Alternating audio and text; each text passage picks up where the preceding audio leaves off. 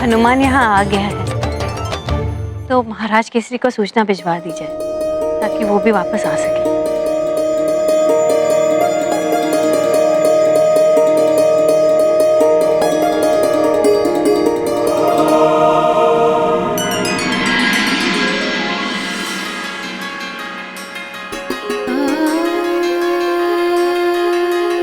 ये पुष्प बहुत सुंदर है पुत्र,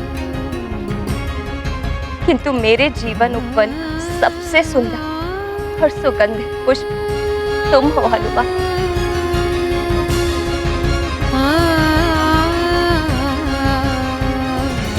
माँ, मैं आपके लिए और एक विशेष उपहार लाया हूँ जिससे आप प्रसन्न हो जाएंगी।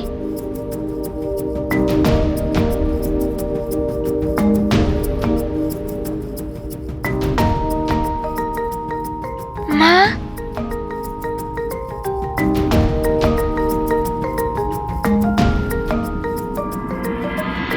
माँ, ये मेरे प्रभु श्री राम के चरण चिन्ह हैं।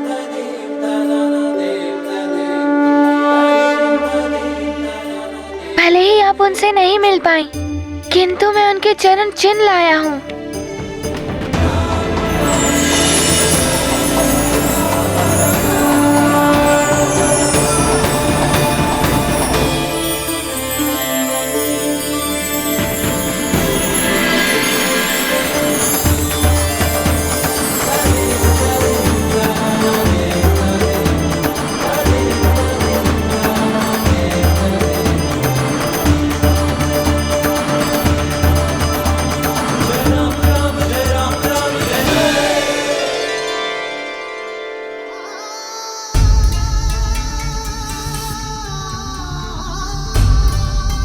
हनुमान, ये क्या कर रहे हो?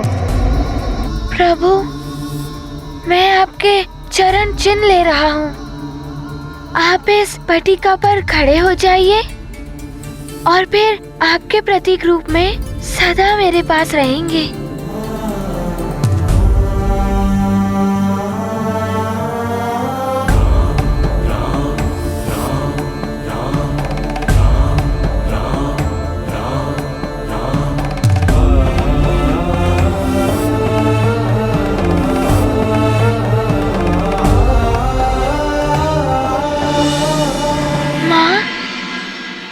पिताश्री कहाँ है? दिखाई नहीं दे रहे। तुम्हारे पिताश्री ऋषियों से मिलने पंपापुर गए। मैंने उनको सूचना भेज दी है, शीघ्र ही आ जाएंगे।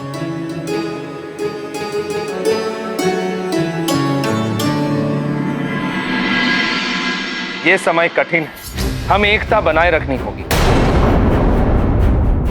तभी हम एक मत होकर इस संकट से उभर पाएंगे।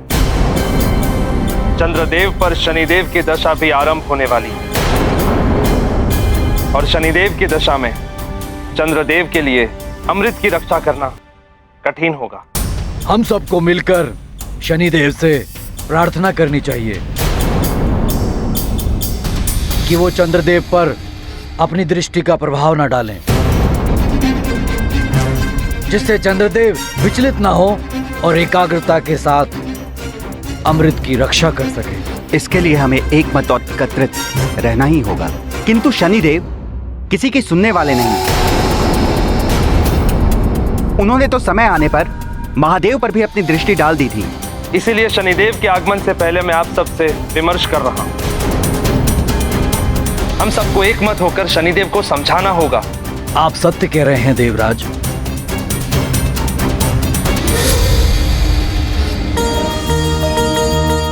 वैद्यराज जी, वैद्यरानी जी, आपका बहुत आभार है हम पर,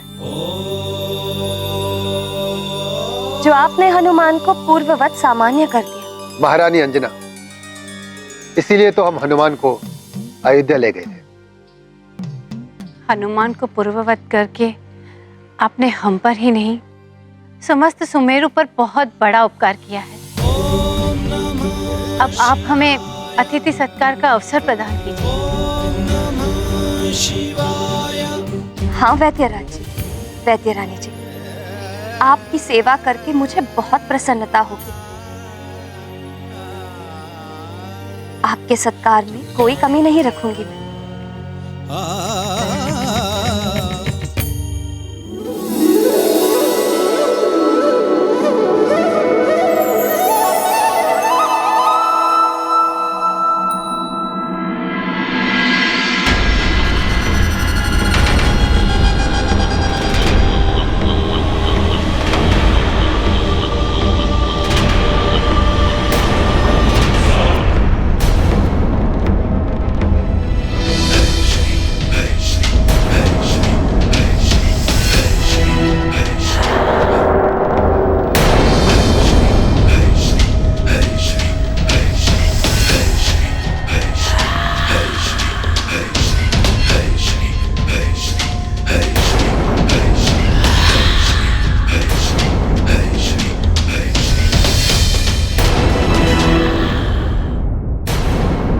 कहिए देवराज, आपने ये सभा क्यों बुलाई है?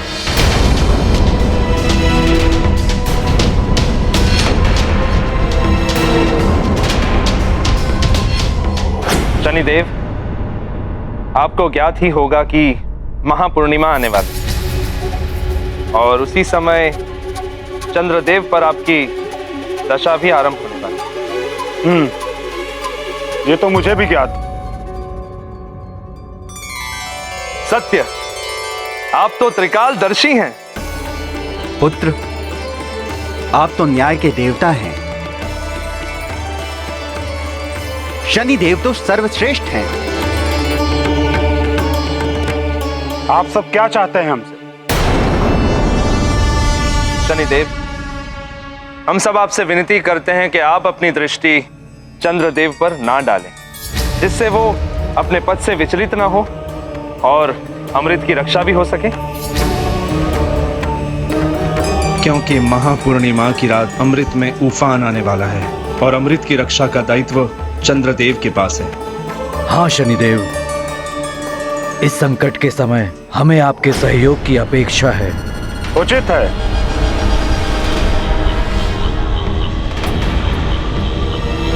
किंतु क्या हुआ शनिदेव? आपके मन में कुछ है तो कहिए। मैं ये कहना चाहता हूं कि स्वयं चंद्रदेव यहां उपस्थित हैं।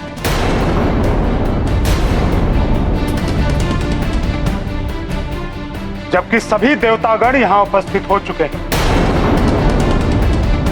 किंतु चंद्रदेव का इस प्रकार विलंब करना अनुचित ही नहीं, अव्यवहारिक भी है।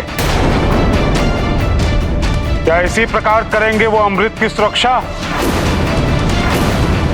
कदाचित उन्हें अपने दायित्व की गंभीरता का ज्ञान नहीं है। दायित्वों की गंभीरता से मैं भली भांति परिचित हूं शनिदेव।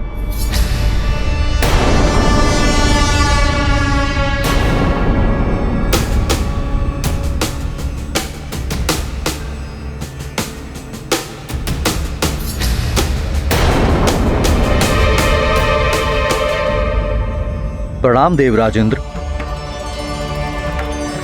प्रणाम देवगणों।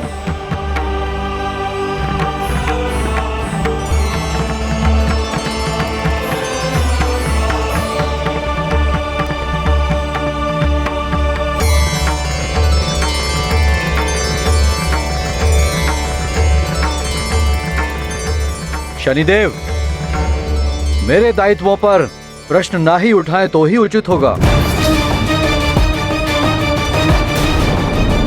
मैं सप्त ऋषि अत्रि का पुत्र, ब्रह्मांड के अधिष्ठाता, दक्ष का जमाता, उनकी 27 पुत्रियों का पति हूँ। मेरी श्रेष्ठता का प्रमाण यह है कि स्वयं महादेव ने मुझे अपने मस्तक पर धारण किया हुआ है और वे चंद्रशेखर कहलाए। मैं अपने सभी दायित्वों को स्वयं संभालने में सक्षम हूँ। चंद्रदेव, इस विशेष महापूर्णिमा के अवसर पर अमृत में अधिक उफान आने वाला है, जो चंद्रलोक सहित समस्त ग्रहों को प्रभावित कर सकता है। इसलिए आपकी सहायता है तो हम सभी देवराज, उचित ये होगा कि शनिदेव अपना दायित्व संभालें। मेरे उत्तरदायित्व मैं संभाल लूंगा।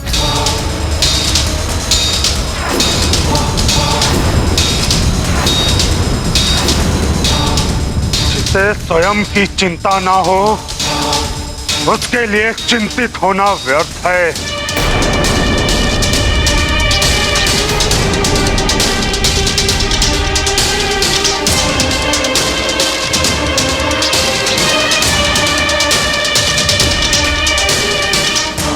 शनिदेव को तो क्रोध दिला दिया चंद्रदेव ने। कहीं शनिदेव ने पलटकर सीधे दृष्टि डाल दी चंद्रदेव पर तो अनर्थ हो जाएगा। देवराज, उचित ये होगा कि शनिदेव अपना दायित्व संभालें। मेरे उत्तरदायित्व मैं संभाल लूंगा। चंद्रदेव, अब तुम मुझसे नहीं बच सकते।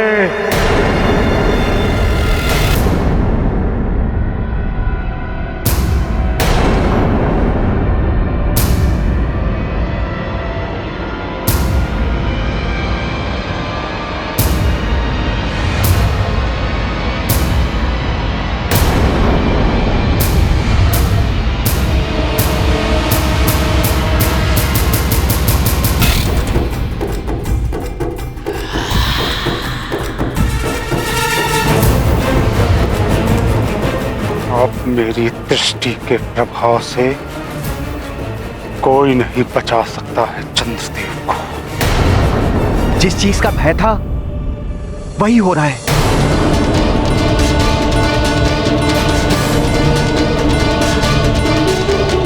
अभी तो शनिदेव ने चंद्रदेव पर आंशिक दृष्टि ही डाली है, किंतु अब पूर्ण डालकर ही शांत होंगे।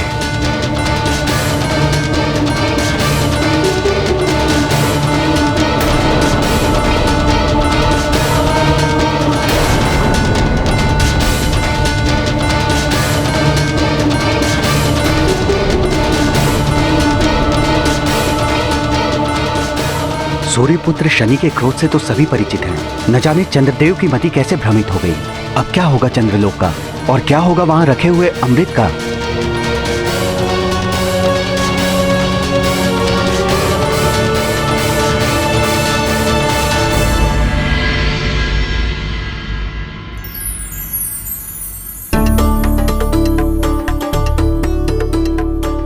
हनुमान, तुम्हारे लिए लड्डू।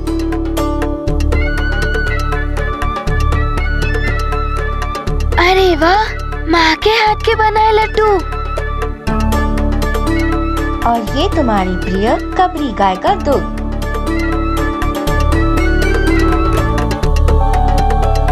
आराम कीजिए, मैंने स्वयं अपने हाथों से भोजन बनाया है।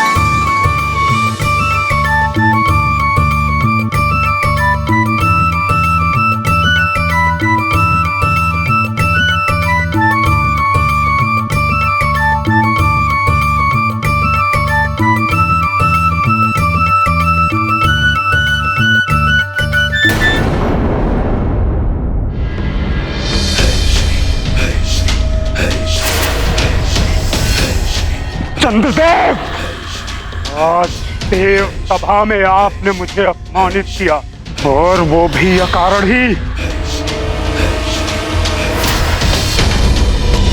मेरे दायित्वों पर प्रश्न ना ही उठाएं तो ही उचित होगा। मैं सप्तऋषि, अत्रि का पुत्र, ब्रह्मांड के अधिष्ठाता, दक्ष का जमाता, उनकी 27 पुत्रियों का पति हूँ।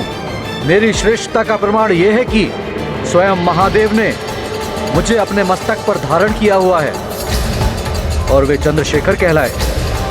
मैं अपने सभी दायित्वों को स्वयं संभालने में सक्षम हूँ। देवराज, उचित ये होगा कि शनिदेव अपना दायित्व संभालें। मेरे उत्तरदायित्व मैं संभाल लूंगा। प्रकाश नेत्रों को उचित मार्ग दिखाता है, किंतु तीव्र प्रकाश नेत्रों को अंधा भी कर देता है। प्रभुत्व के प्रकाश में अंधे हुए चंद्रदेव, मुझे अपमानित करने से पूर्व कदाचित आप भूल गए कि मैं शनिदेव हूं। शनिदेव, जिसकी टेढ़ी दृष्टि से ये तीनों लोग थर-थर कांपते हैं। अब मेरे कोप से आपकी रक्षा कोई नहीं कर सकता, कोई नहीं। सत्कार तो आपने बहुत अच्छा किया महारानी अंजना। अब हमारे प्रस्थान का समय हो गया है, हमें आज्ञा दें।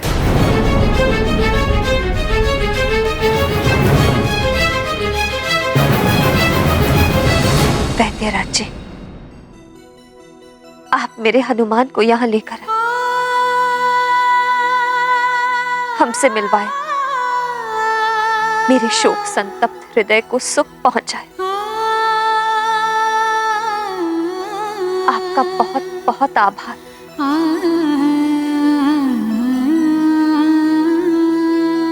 बस एक निवेदन और है, भविष्य में भी हनुमान को कभी कभी मुझसे मिलाने के लिए ले आया करिए।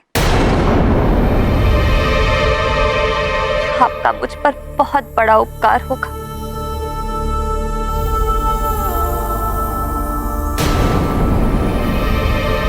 माँ, ये आप क्या कह रही हैं? क्या अब भी मुझे वैद्यराज जी के साथ जाना होगा?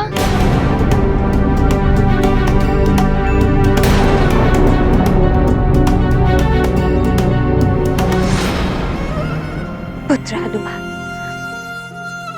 मैंने तुम्हारा दान किया है वैद्यराज जी को, और अब जीवन भर मुझे इसका पालन करना होगा। इसीलिए तुम्हें वैद्यराज जी के साथ सुमेरु से जाना होगा।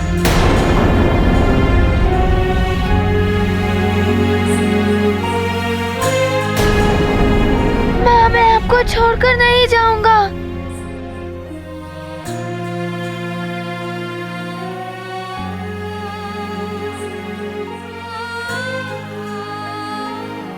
ऐसा नहीं कहते पुत्र, दिया हुआ वचन और दान कभी वापस नहीं लिया जा सकता।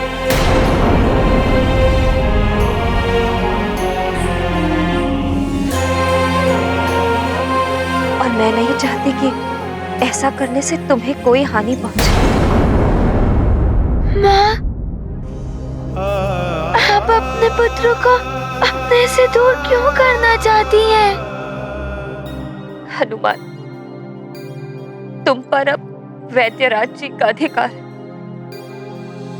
मेरा नहीं।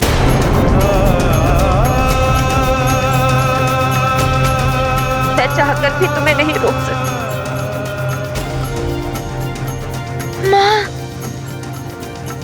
आप अपने से मुझे विलग कैसे कर सकती हैं?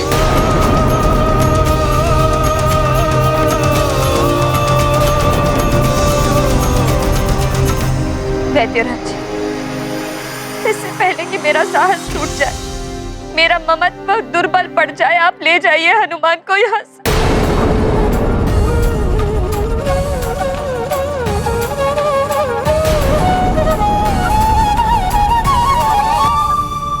देवी अंजना, हमारे जाने से पूर्व आप भली भांति देखकर बताइए, आप संतुष्ट तो हैं?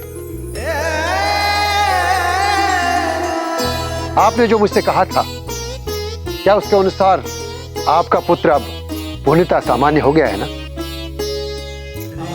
हाँ वैद्यराज जी,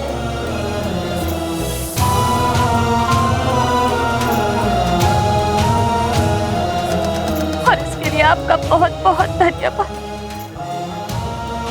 किंतु माता पिता को उसकी संतान की भलाई के लिए उससे दूर भी रहना पड़ता।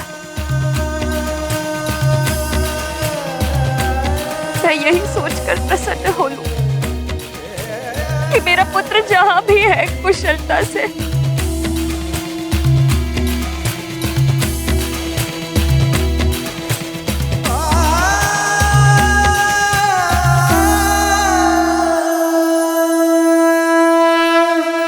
भोले बाबा,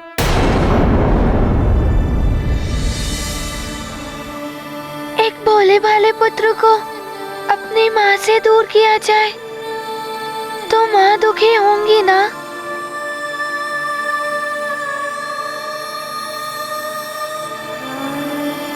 वैद्यराज जी, आप ही सोचिए, एक माँ को दुखी देखकर उनका पुत्र उनसे दूर कैसे जा सकता है?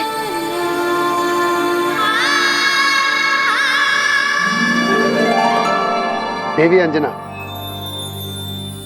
समय हमारे जाने का हुआ है, हनुमान के जाने का नहीं।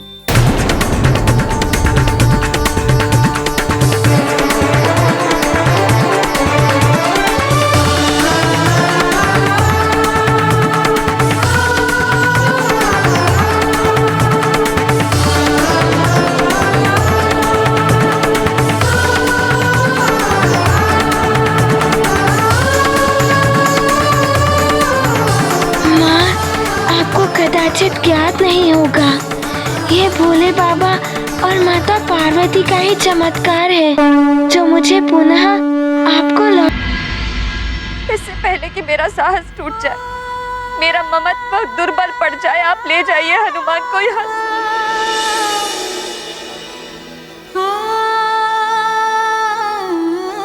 देवी अंजना, समय हमारे जाने का हुआ है, हनुमान के जाने का नहीं।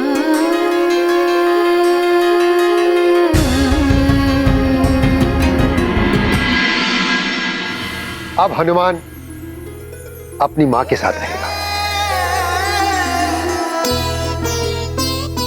अपने परिवार के साथ। मैं वैद्यराज पूर्ण प्रसन्नता के साथ स्वेच्छा से आज हनुमान का प्रतिदान हनुमान के परिवार को कर रहा हूं।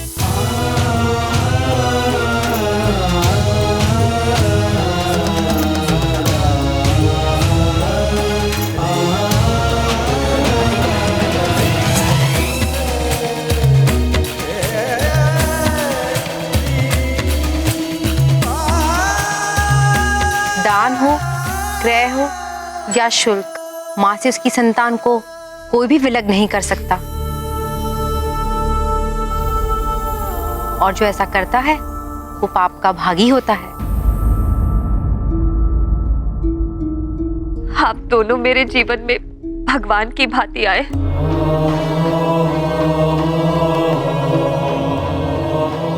मेरे हनुमान की मनोदशा भी ठीक कर दी। हम सदैव आपके ऋणी रहेंगे। आपको शत शत नमन। आप दोनों को शत शत नमन। पुत्र, अपनी माता का ध्यान रखना, अपने कर्तव्य निभाना। किंतु हमें मत भूल जाना।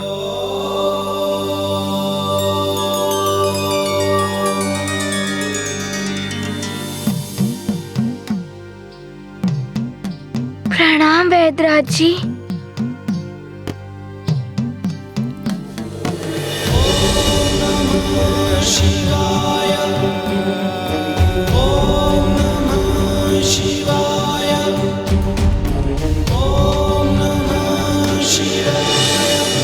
आप दोनों को भूल जाना तो स्वयं को भूल जाने के समान है।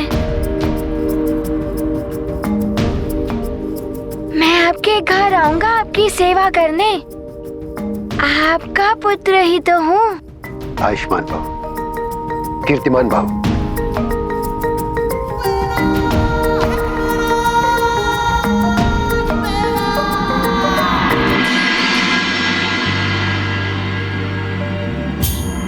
चलिए भी।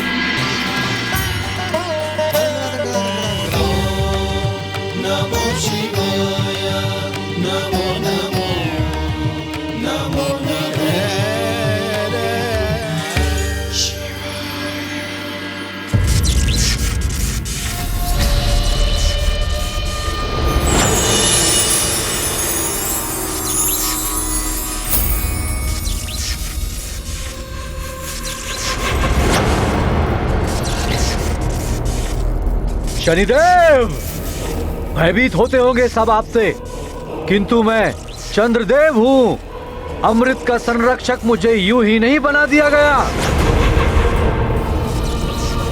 रक्षक, अमृत की सुरक्षा एवं तुम रक्षकों की सजगता में कोई कमी तो नहीं है? कदापि नहीं चंद्रदेव, आपकी अनुमति के बिना अमृत तो क्या, कोई इस कक्ष तक भी नहीं पहुंच सकता।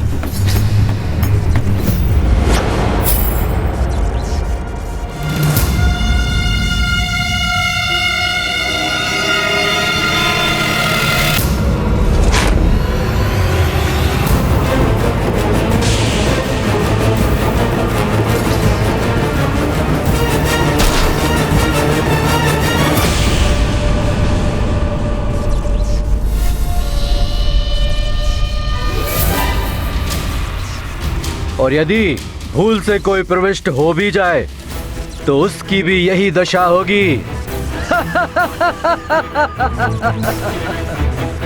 और यही नहीं, अमृत कलश के चारों ओर प्रवाहित हो रही महाविनाशक विद्युत तरंगें वज्र को भी खंडित कर सकती है। काल के वशीभूत होकर ही कोई यहां पर आने की मूर्खता कर सकता है। शनिदेव, अमृत पूर्णतया सुरक्षित है मेरे संरक्षण में।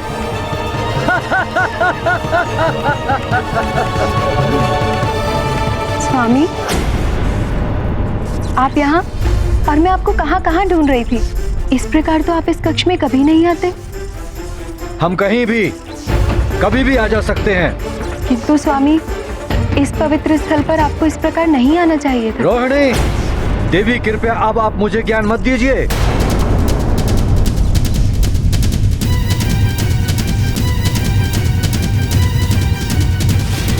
रुकिए स्वामी।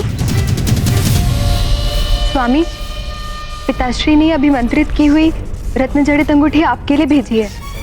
ये आपको समस्त बुरे प्रभावों से रक्षित करेगी। भविष्य में आपकी ग्रह दशा पर पड़ने वाले शनिदेव के बुरे प्रभाव को भी ये नष्ट करेगी।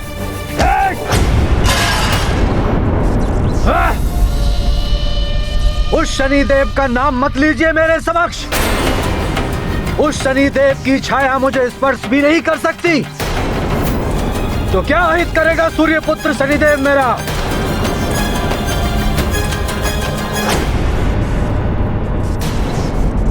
अब आप भी मुझे ज्ञान देने चली आई चित्रा।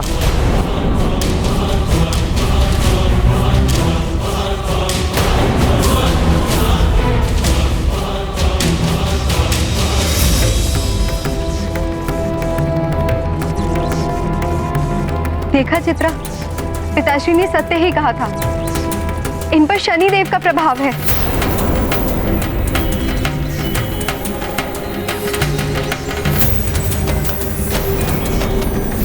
ये अच्छा नहीं हुआ रोहिणी। रोहिणी, अभी तो चंद्रदेव पर शनिदेव का सिर्फ आंशिक प्रभाव पड़ा है। जब पूर्ण शनि दशा पड़ेगी तो स्थिति और भी विकट हो सकती है। चंद्रदेव जैसे सौम्य एवं शांति प्रिय देवता का इस प्रकार रावण की ही भांति असुरीय व्यवहार करना तो अनुचित है। उन्होंने अपने ससुर महाराज दक्ष द्वारा भेजी गई अंगूठी का भी अपमान कर दिया। शनिदेव के प्रभाव से चंद्रदेव का समय प्रतिकूल हो गया था। ऐसा समय हर मनुष्य के जीवन में आता है। ऐसे प्रतिकूल समय में मनुष्य को विचलित हुए बिना अपने मन मस्तिष्क को शांत रखकर समस्या का समाधान ढूंढना चाहिए।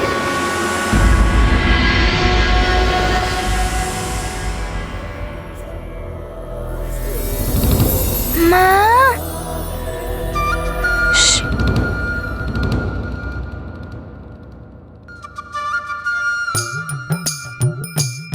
हनुमान, भूख लगी है?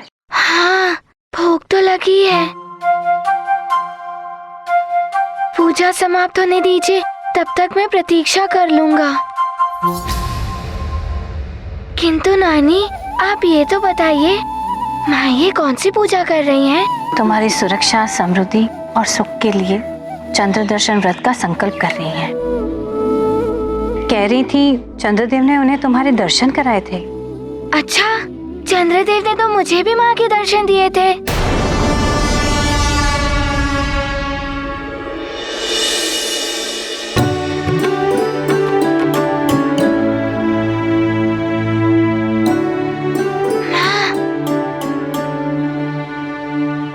माँ, चंद्रदेव ने आपके मुझे भी दर्शन करवाए थे, किंतु आज तो त्रयोदशी है। आप व्रत क्यों रख रही हैं? ये व्रत आज से परसों पूर्णमासी तक चलेगा। ये विशेष महापूर्णिमा की रात्रि 108 वर्षों पश्चात आ रही है। ऐसा माना जाता है कि महापूर्णिमा पर चंद्रदेव सारे जगत पर अमृत की वर्षा करते हैं, किंतु इस पूर्णमासी पर ग्रह योग के अनुसार चंद्रदेव पर शनिदेव की दशा आरंभ हो रही है। इस व्रत से तुम्हारी सुख और समृद्धि तो होगी ही, चंद्रदेव को भी पुष्टि प्रदान होगी। महारानी जी, अब आप अपनी अंजलि आगे कीजिए।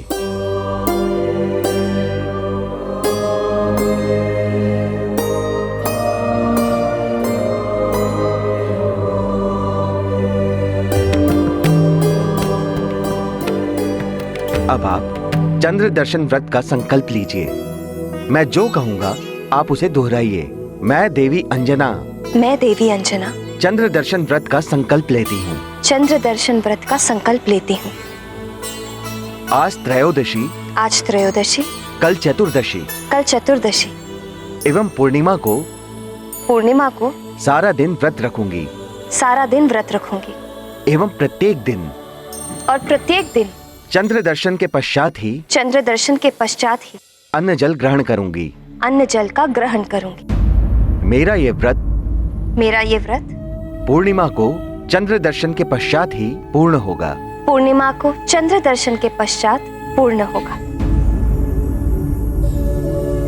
ओम चम चंद्राय नमः।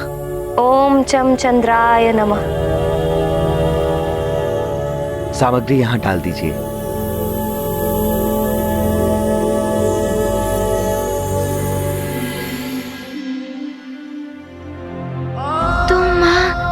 दिन ना ही कुछ खाएंगी, ना ही जल पिएंगी। महारानी जी, आपकी संकल्प पूजा विधि संपन्न हो गई है। चंद्रदेव आपको और आपके परिवार को सुख और समृद्धि प्रदान करेंगे। प्रणाम पुरोहित जी। धन्यवाद। आप लोग दक्षिणा और भोजन ग्रहण कर ही जाइएगा। अवश्य। माँ, आपका कल्याण हो युवराज। हनुमान, उपवन में चलो, फल खाएंगे। हाँ हनुमान, बहुत दिनों पश्चात आज क्रीड़ा में आनंद आएगा। माँ, मैं जाऊं? भोजन तो कर जाओ। आप तो मेरी भलाई के लिए सारा दिन व्रत रखेंगी, मैं कैसे कुछ खा पाऊंगा? माँ, मुझे भूख नहीं है, मैं जाऊं? ठीक है, जाओ, किंतु दूर मत जाना। अच्छा माँ। शीघ्र आ जाना पुत्र। हनुमान, अरे ये कहाँ चला गया? अभी तो कह रहा था कि भूख लगी है। बच्चे हैं माँ, क्रीड़ा के समय भूख प्यास सब भूल जाते हैं।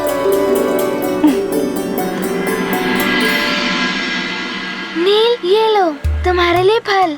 हनुमान, तुमने कैसे पिशाचों को परास्त किया? हाँ, पिशाच तो बड़े भयानक होते हैं। बताओ ना क्या हुआ था? बातें बाद में करेंगे। बहुत दिन हो गए क्रीड़ा का आनंद नहीं लिया। आज क्रीड़ा का आनंद लिया जाए। किंतु किस क्रीड़ा का आनंद ले? हनुमान तो अपनी शक्तियों से हमें परास्त कर देगा। हनुमान, तुम हमें वचन दो, तुम क्रीड़ा में वरदानी शक्तियों का उपयोग नहीं करोगे। तो ठीक है, मैं वचन देता हूँ। अच्छा, कौन सा खेल खेलेंगे? कुछ ज्ञान मुझसे भी ले लो। कंदुक प्रहार क्रीड़ा कैसी रहेगी?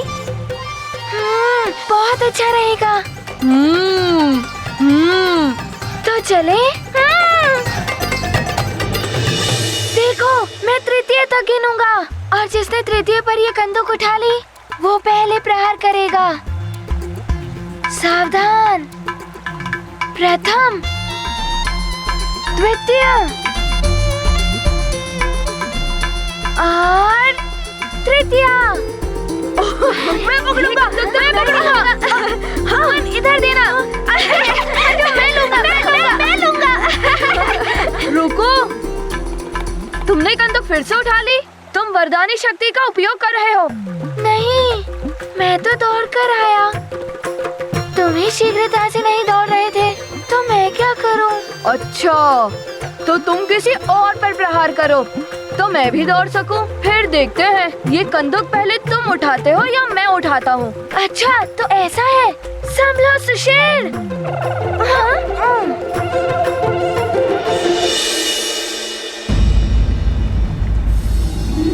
प्रणाम महाराज।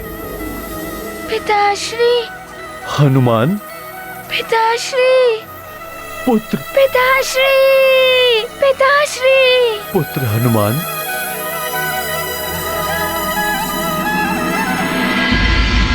पिताश्री। पिताश्री। पुत्र हनुमान।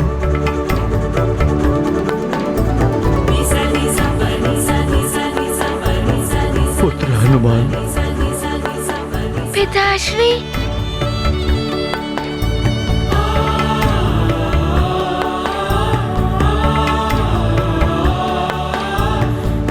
पिताश्री, वैद्यराज जी स्वयं मुझे यहाँ ले आए। हाँ पुत्र, ये तो बड़ा उपकार है वैद्यराज जी का, जो उन्होंने मेरा पुत्र और सुमेरु का राजकुमार लौटा दिया।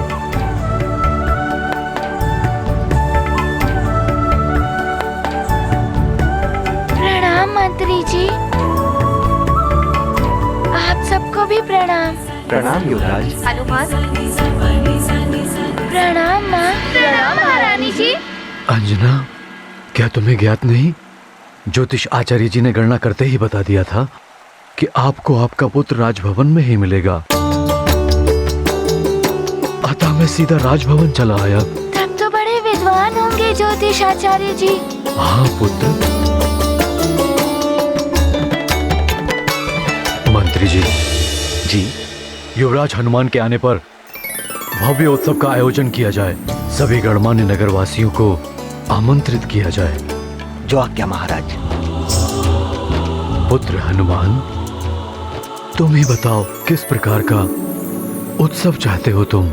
मित्र हनुमान, उत्सव महल के प्रांगण में हो, ढोल मंजीरे बजे। हाँ, सब विभिन्न रंगों के वस्त्र आभूषण धारण कर कर आए, अबीर गुलाल उड़े। थोड़ा ज्ञान मुझसे भी ले लो हनुमान। वहाँ बहुत सारा मिष्ठान हो, विभिन्न पकवान हो।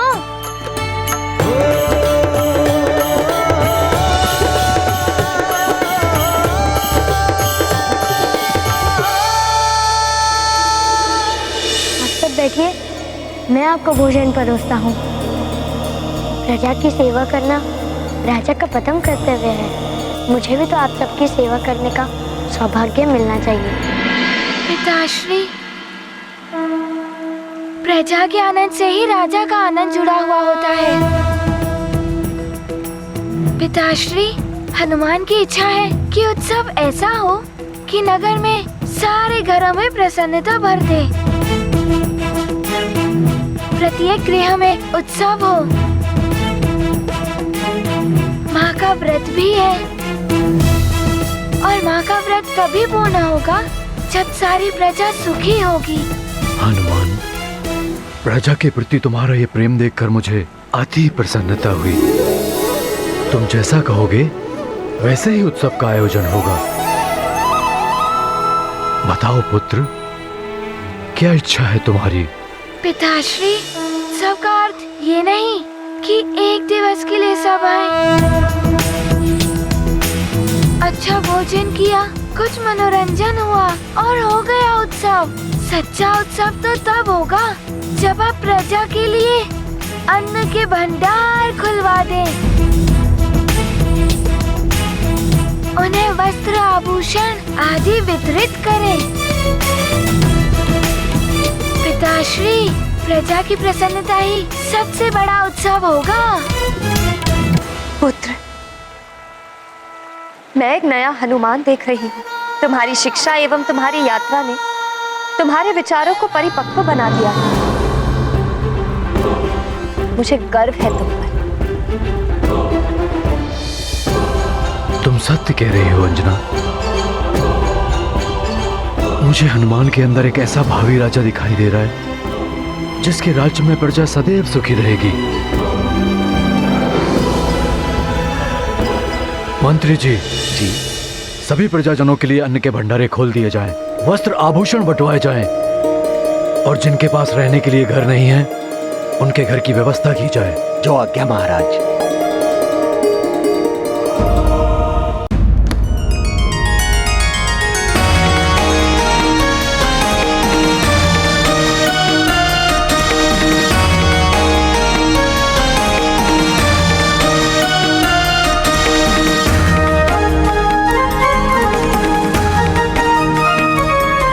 अनुचरों, ये अन्न वस्त्र आदि सुमेरु नगर के हर घर में वितरित किया जाए।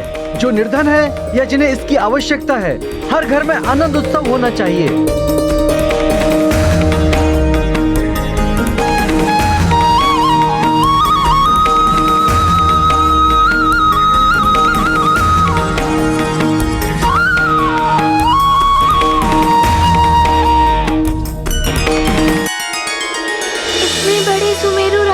सबको अन्न वस्त्र पहुंचाने में तो बहुत समय लग जाएगा। मंत्री जी, मैं भी इस कार्य में सहायता करूंगा। आप युवराज?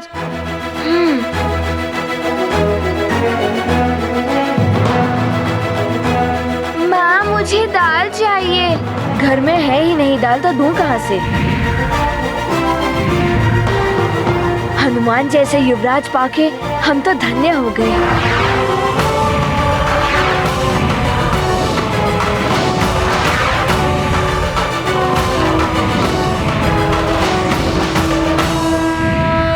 मारुति करते सबकी सहाय, मन में भरे महाकरुणाय। अपनी प्रजा का रखते मान, महाकृपालु वीर हनुमान। सबको मिले द्रव्य और धन, हर्षित रहे सकल प्रजाजन। सुख दे दाता सुख के धाम, जय जय हनुमत बल के धाम। ये गाथा महाबली हनुमत की, रुचिकर लीला राम भगत की। जय जय जय रघुनंदन राम, जय जय जय महाबली हनुमान।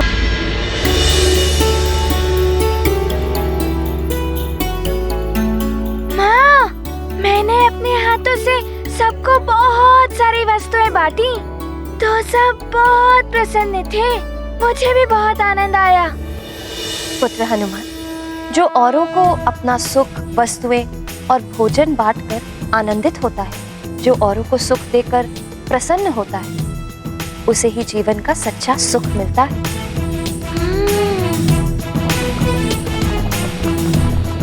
मेरे उधर अधिक उछल कूद मत करो।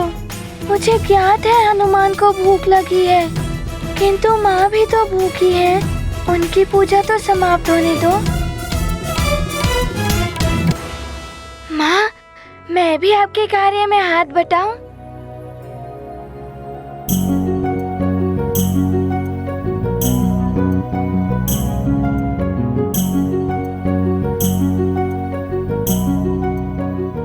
माँ, वो आपको आपका व्रत कब पूरा होगा? बस चंद्रदेव के दर्शन हो जाए और व्रत पूर्ण। माँ, मैं अभी देखकर आता हूँ चंद्रदेव उदित हुए या नहीं।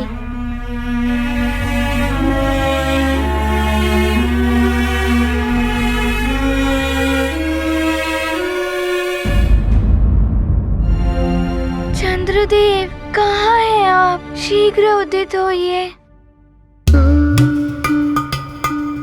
ना जाने चंद्रदेव कब उदित होंगे। आज ही विलंब करना था उन्हें। उतावले मत हो पुत्र, चंद्रदेव तो अपने समय अनुसार ही उदित होंगे। माँ, मुझे तो प्रतीत हो रहा है कि आज चंद्रदेव अधिक विलंब कर रहे हैं।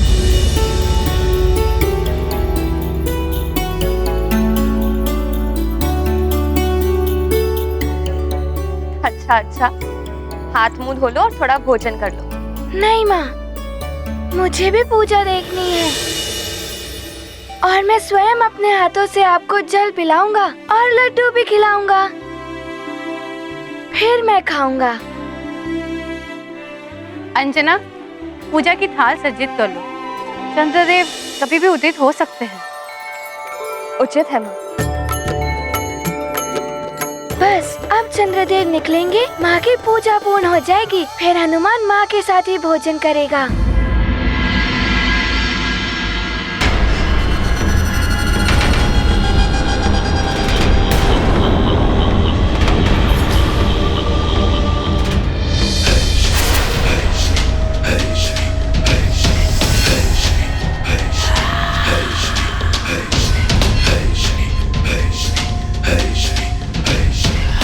चंद्रदेव, बहुत अभिमान है आपको अपने प्रजापति दक्ष के जामाता होने पर। घमंड है महादेव के शीश पर विराजमान होने का। अब देखना कैसे मैं आपके घमंड को तोड़ता हूं। देव सभा में मैंने आप पर आंशिक रूप से दृष्टिपात किया, किंतु अब मैं आप पर पूर्ण रूप से दृष्टिपात करूंगा। ये लीजिए माँ, पूजा की थाल सज्जित हो गई। देख लीजिए, ठीक है ना?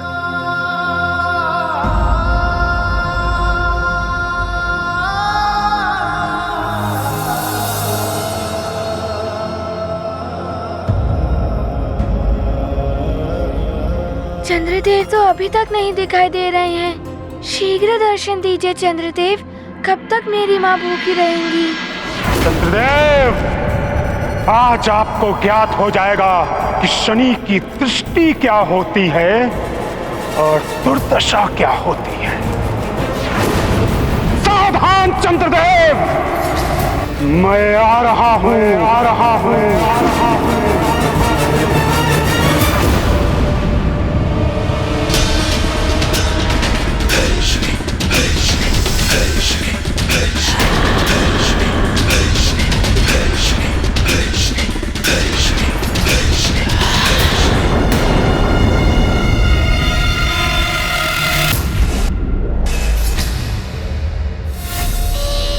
स्वामी, इस प्रकार निश्चिंत बैठने से कुछ नहीं होगा।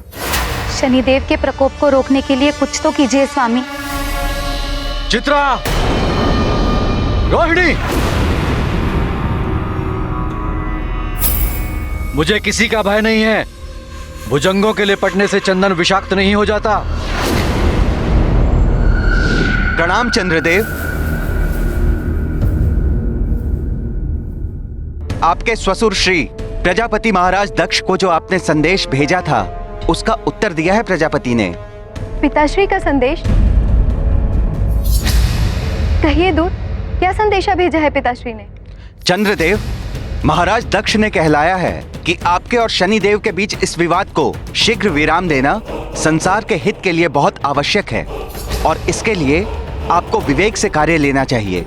उचित होगा आप शनिदेव से क्षमा याचना कर लें। मैं अविवेकी नहीं हूं। जो महाराज दक्ष मुझे विवेक का पाठ पढ़ाने चले हैं,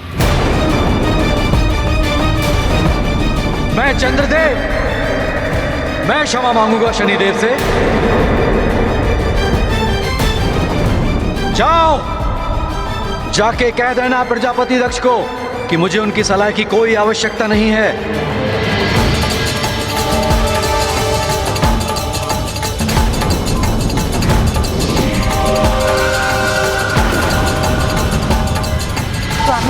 शांति को धारण कीजिए। आपकी शीतलता ही संसार की समस्त औषधियों की ऊर्जा है। आप अपने मन को शीतल रखिए स्वामी। हाँ देव, महापूर्णिमा के दिन अमृत के उफान को नियंत्रित करने के लिए आपकी यही शीतलता आवश्यक है। अंजना, चंद्रदेव की शीतलता में वृद्धि करने के लिए पूजन करते समय रजत कलश से चंद्रदेव को रजत अर्घ से अर्घ देना चाहिए।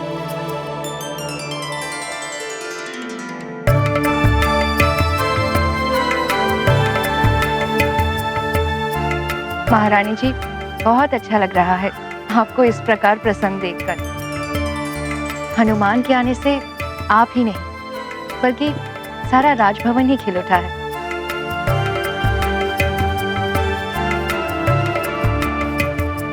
मार्जरिका, हमारा हनुमान है ही ऐसा पुष्प, जहां भी जाता है सुगंध बिखेर देता है।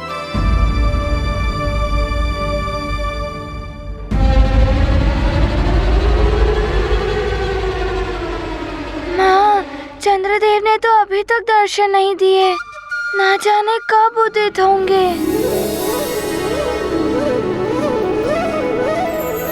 नारायण नारायण।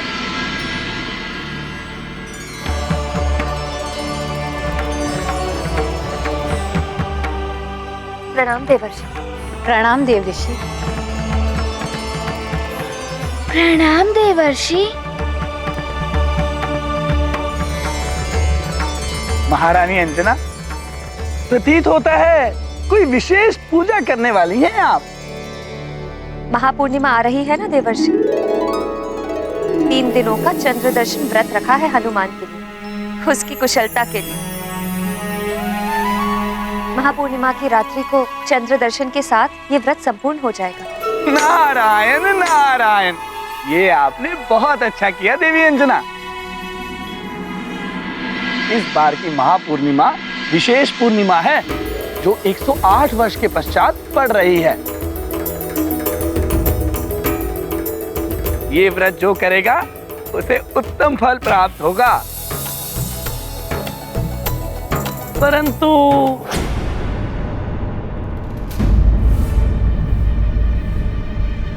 देवर्षि, आप बोलते बोलते रुक क्यों गए? कोई समस्या है क्या? नारायण नारायण, समस्या तो नहीं है, परंतु समस्या आ सकती है, क्योंकि चंद्रमा पर शनि दशा का योग बन रहा है। शनि देव की दृष्टि से ग्रसित होने वाले हैं चंद्रदेव। स्वामी, शनिदेव की दृष्टि के प्रकोप को कम करने के लिए ही पिताश्री चिंतित हैं। इसीलिए उन्होंने आपको ऐसा सुझाव दिया होगा। क्या उन्हें ये शोभा देता है रोहिणी कि उनका जमाता किसी से क्षमा मांगे? रोहिणी, मेरा कोई कुछ अहित नहीं कर सकता। शनि दशा बड़ी दुखदाई होती है स्वामी। बड़े बड़े देवता भी शनि दशा से पीड़ित हुए हैं। कितने ही राजा रंक बन गए शनिदेव की वक्र दृष्टि के प्रभाव से।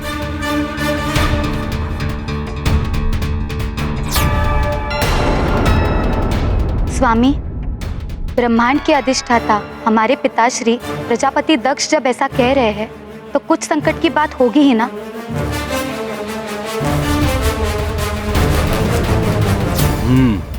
यदि ऐसा है तो पहले मुझे अपनी दिव्य दृष्टि से देखना होगा कि शनिदेव हैं कहां और क्या कर रहे हैं वे।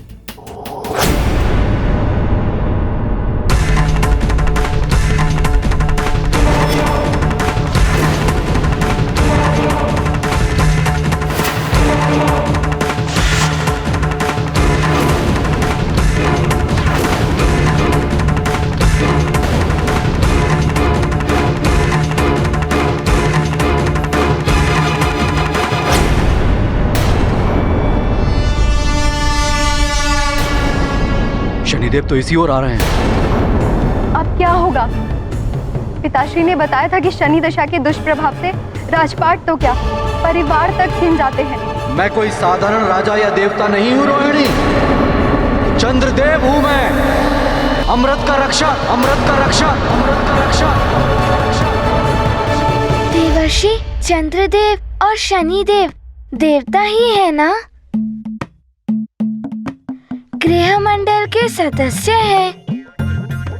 क्यों वो आपस में संकट बनेंगे एक दूसरे के लिए? नारायण नारायण।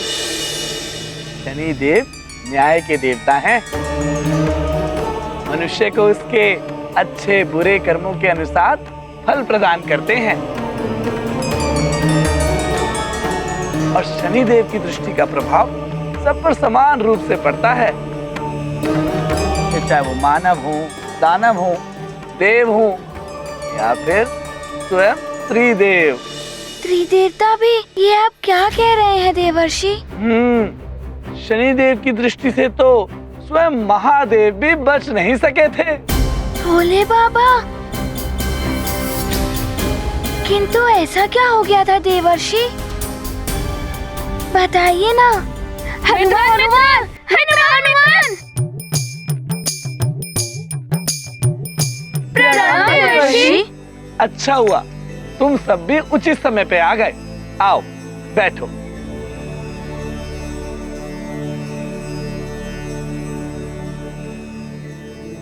मित्रों, देवर्षि भोले बाबा और शनि देव की रोचक कथा सुनाने वाले हैं।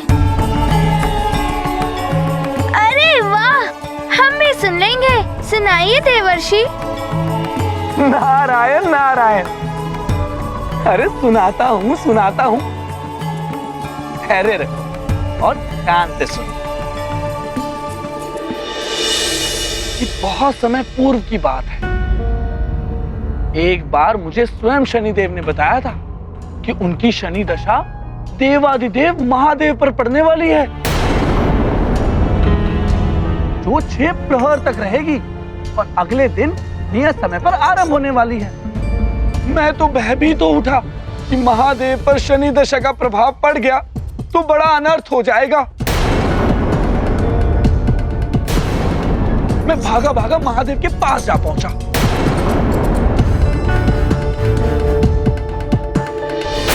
नारायण नारायण। प्रणाम महादेव। प्रणाम देवी महेश्वरी।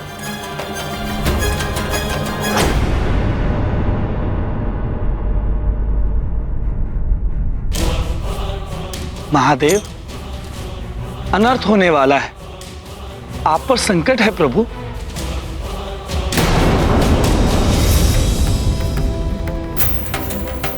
स्वामी पर संकट? ये क्या कह रहे हो देवऋषि? सत्य कह रहा हूं देवी। अभी अभी मुझे ज्ञात हो तो मैं सीधा यहीं चला आया। आप पर 6 प्रहर के लिए शनिदेव की दृष्टि पड़ने वाली है। देवऋषि, शनिदेव मेरे शिष्य हैं। वो अपने गुरुदेव का अनिष्ट नहीं करेंगे। आपको भ्रम हुआ। प्रभु, मुझे स्वयं शनिदेव ने बताया है ये। नियत समय पर शनि दशा अपना प्रभाव डालेगी ही आप पर।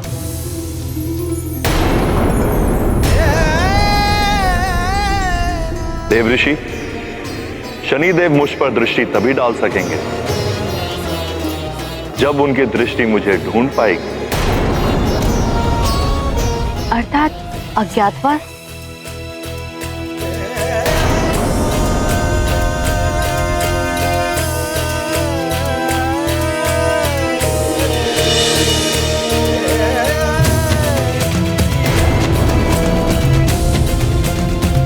किंतु महादेव जाएंगी कहाँ?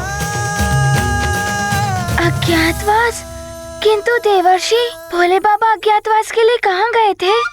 नारायण नारायण। नियत समय से पूर्व ही बिना किसी को बताए अंतर ध्यान हो गए और फिर सीधा जा पहुंचे एक घने वन में।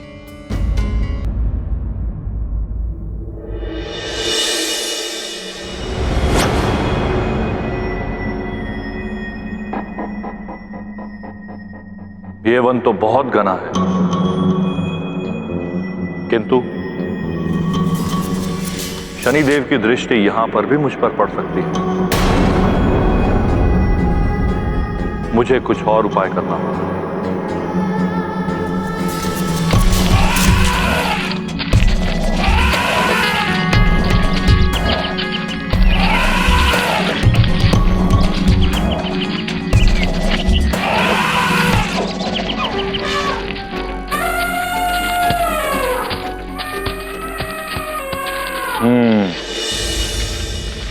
गज व्रत। यदि मैं गज रूप धारण कर लूं तो शनिदेव मुझे नहीं पहचान पाएंगे।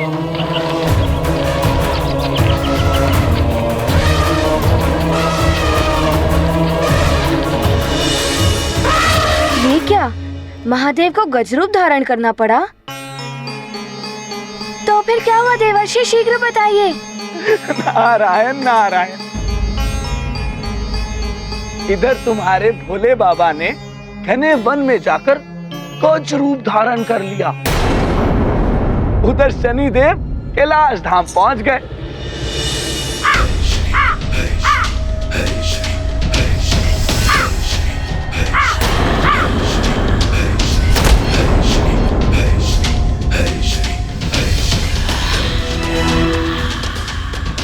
प्रणाम देवेश्वरी। प्रणाम शनिदेव, स्वागत है आपका कैलाश में। देवी, महादेव कहाँ हैं? कैलाश में कहीं दिख नहीं रहे। मुझे तो ज्ञात नहीं है उनके बारे में, वो बिना बताए ही कहीं चले गए हैं। अच्छा, कोई बात नहीं, मैं स्वयं उन्हें ढूंढ लूंगा। मुझे आज्ञा दें आप। प्रणाम।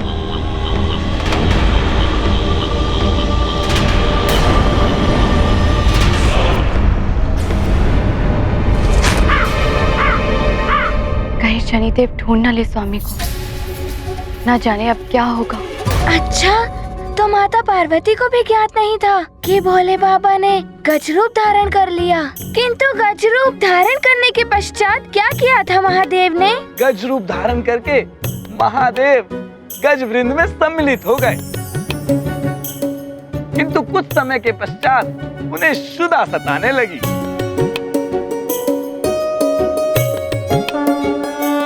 शनि प्रकोप का नहीं निदान, गज स्वरूप हुए शिव भगवान।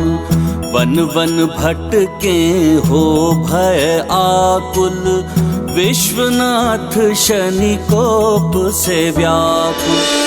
गजरूप रखा तो अब क्षुधा भी लग गई, अब क्या करूं मैं? क्या करूं? क्षुधा तो बढ़ती ही जा रही है।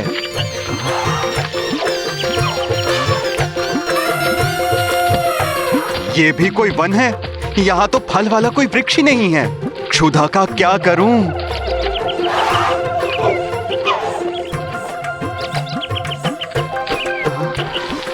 ये सभी गज तो घास खा रहे हैं। प्रतीत होता है कि मुझे भी इन सब की भांति ही इस घास का ही भोजन करना होगा। क्षुधा भी बढ़ रही है। महादेव, इसी से क्षुधा शांत करो।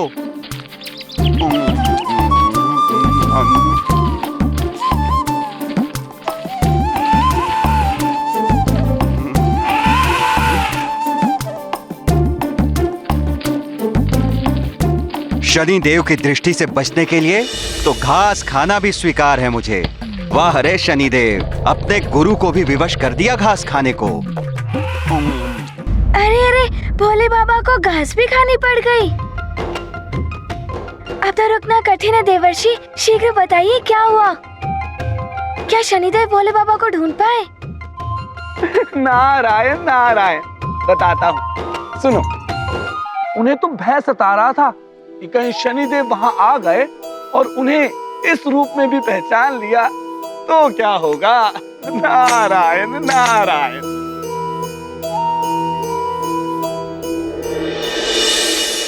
अब ये ध्वनि कैसी?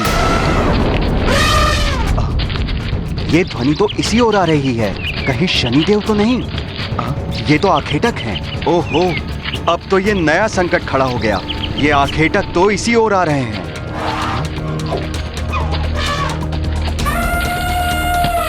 अरे गज-शावक, कुछ अत्यधिक ही आकर्षक है ये। पकड़ो इस शावक को, ये भागने ना पाए। पीछा करो उसका। इनका लक्ष्य तो मैं ही हूं। अरे भागो महादेव भागो, कहीं ये तुम्हें बंदी ना बना ले। अरे तीव्र भागो, और तीव्र महादेव, और तीव्र। अरे भागो महादेव। तू कितना भी तीव्र भाग ले गज-शावक, किंतु आज हम तुझे छोड़ेंगे नहीं। पकड़ो इसे।